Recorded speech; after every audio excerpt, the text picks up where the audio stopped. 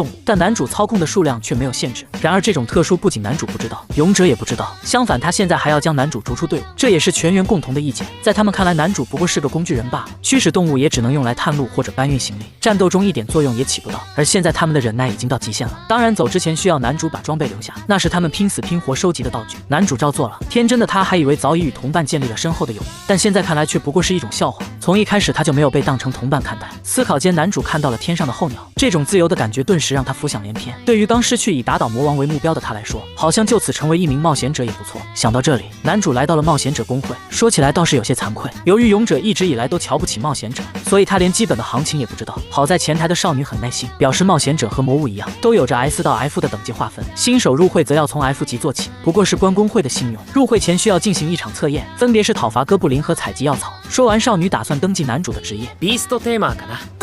ビーストテーマ？お一人で大丈夫ですか？あんたがお荷物だからよ。驯兽师没有战斗能力早已深入人心，男主也很明白这点，但仅仅只是不灵凶的话却没有问题，有一把匕首便足够了，毕竟这只是一种最低级的魔物。没过一会，男主就完成了10只的讨伐，接下来是进行药草采集。但就在这时，突然附近却传来了救命声，走近一看，原来是美女与野兽。老虎是地级的杀手虎，这是连老练的冒险者一不小心也会失去性命的棘手存在。果不其然，他的匕首连老虎的毛都砍不断，随后更是被直接甩了下来。男主自然知道自己打不赢，但仅仅是逃跑的话，却还是有機会的。おい君、動けるか？今のうちに逃げろ！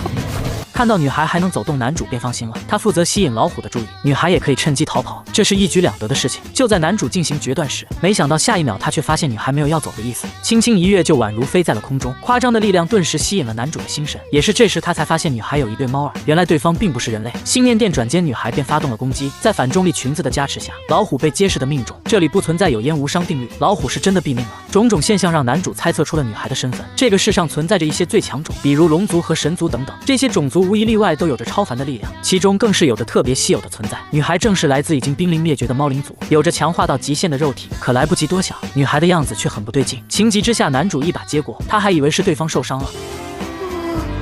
お腹すいたよ。